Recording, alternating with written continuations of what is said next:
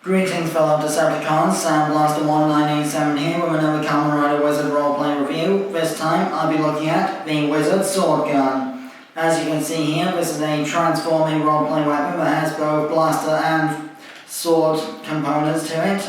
I'll be going over the sounds for rings made with both configurations of this weapon throughout the review.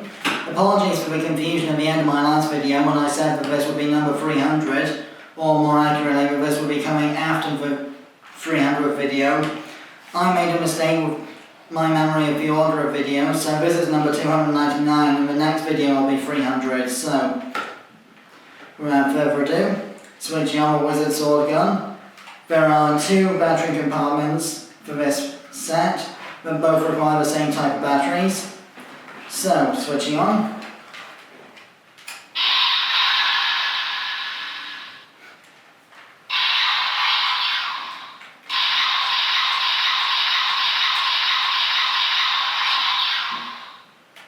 As you can see, the barrel lights are with different colours when you're firing the blaster mode, or slashing with the sword mode, which I'll show off later on. So, the 5 different colours are for the 5 main forms of Kamen Rider Wizard. Red for flame, blue for water, green for hurricane, yellow for land, and white is the generic colour, which could also technically count as Kamen Rider Wizard's Infinity style from later on in the show.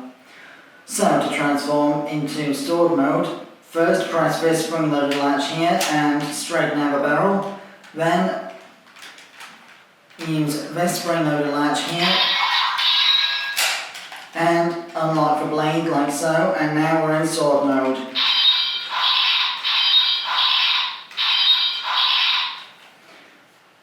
So, transforming back into blaster mode for the time being. So, this set comes with the land style and the hurricane style wizard rings, which I will show off in the Wizardriver momentarily, but first, to access the ring scanning capacity for this weapon, you need to flick the thumb on the closed hand like so.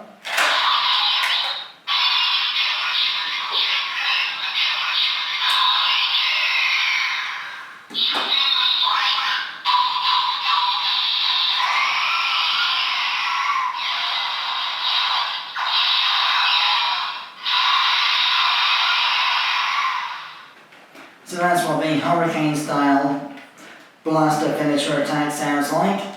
Now for the land style version.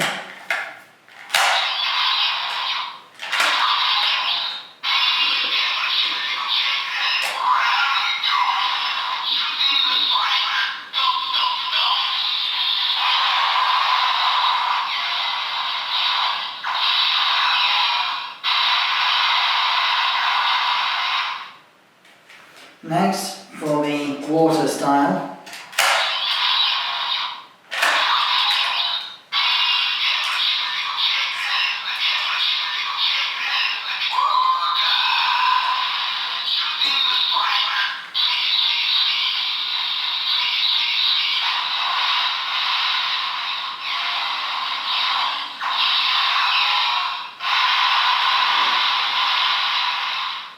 Then, for the flame style ring.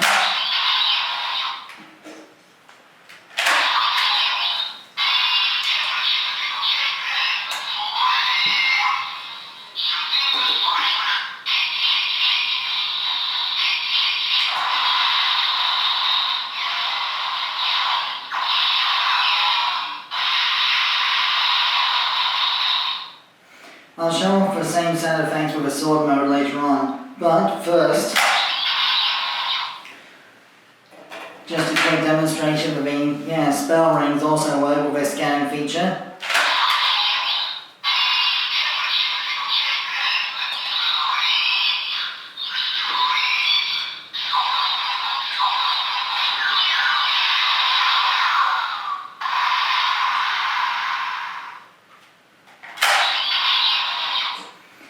I haven't tested the dragon rings on this weapon yet, but now's as good a time as any.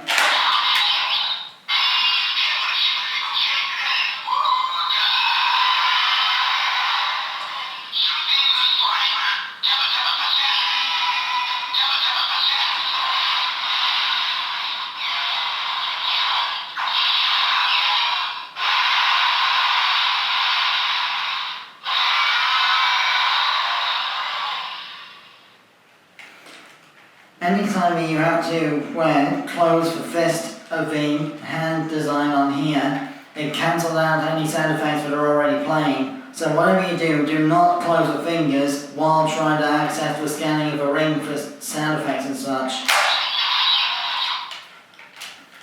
So before I move on to the sword mode part of the review, just quickly show off what the land and hurricane ring is doing with Wizardriver.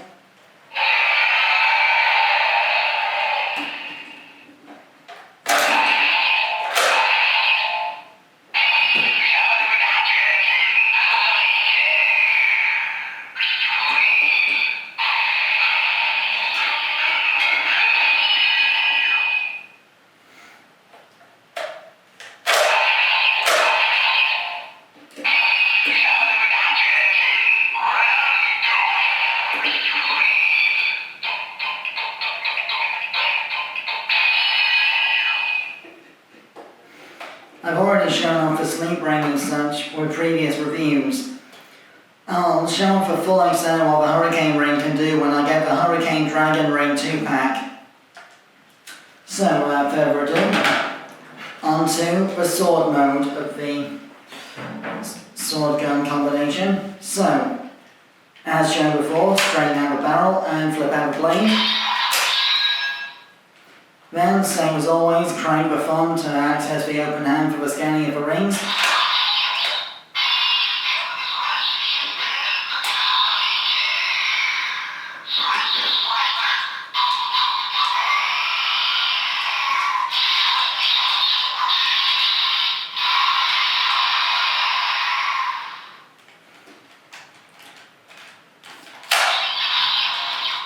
It is annoying that you have to close the fingers between every ring scan because it's a repetitive motion instead of just cranking the thumb to keep scanning rings with the fingers already open, which I think would have been a lot better way of doing things, but you know, these things happen.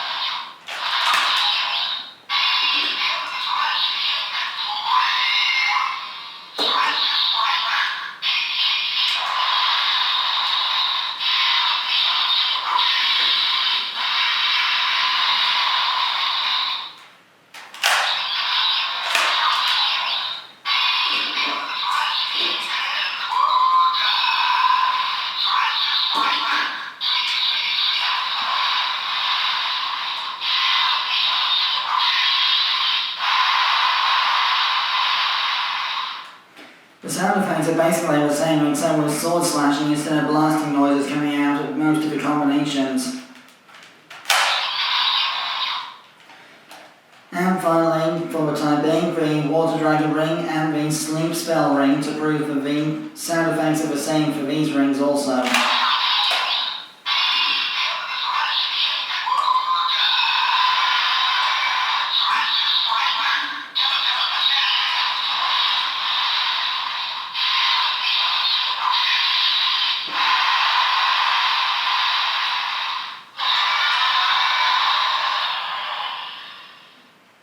Every use of a dragon ring in weapons is going to have a dragon roar at the end of a sound effect.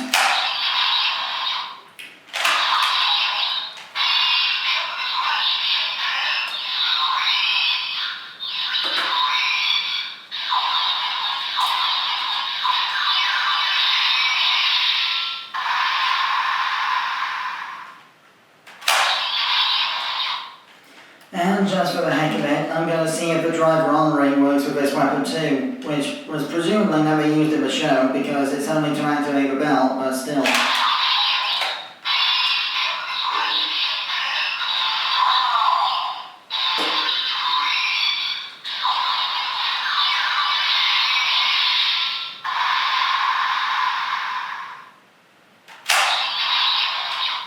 So, with the type of rings I've already got, that more or less concludes my review for WizardSwordGun.